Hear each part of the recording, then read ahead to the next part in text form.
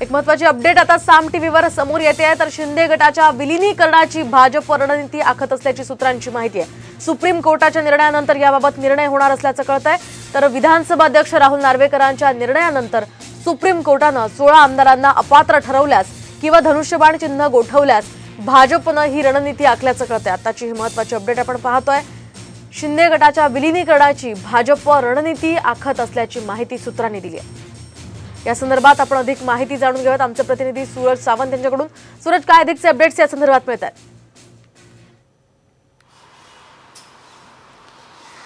नक्कीच आपण पाहतो तर भाजप ज्या पद्धतीने पुढे वाटचाल करते तर त्यावेळी ते 1 आणि 2 म्हणजे ए आणि बी असे 2 प्लॅन घेऊन नेहमी डोळ्यासमोर घेऊन चालत असतात। जर आपण पाहिलं तर अपात्रतेची सुनावणी ही सध्या सुरू आहे आणि 10 जानेवारी रोजी त्याचा निकाल येणं अपेक्षित आहे।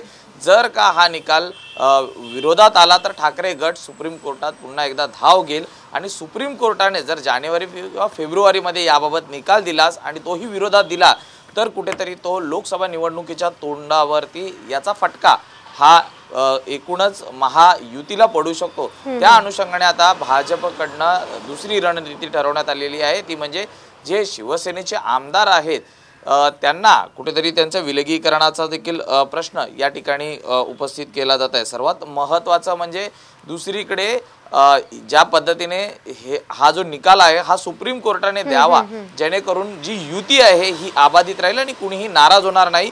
याचा दुसरा फायदा भाजपला असा होईल की एकूणच सर्व आमदारांच्या उमेदवारीबाबत निर्णय हे भाजपकडनं घेतले जातील आणि यामुळे कुठेतरी एक समन्वय देखील राहिला जाईल। त्यामुळे एकूणच जो विलीनीकरणाचा जो प्लॅन बी आहे याबाबत आता विचार करण्यात सुरू असल्याचं पाहायला मिळतंय। नक्कीच सूरज, तर यामुळे शिंदे गटाच्या चिंतेमध्ये नक्कीच वाढ झाली असेल। धन्यवाद तुम्ही दिलेल्या या सविस्तर माहितीसाठी।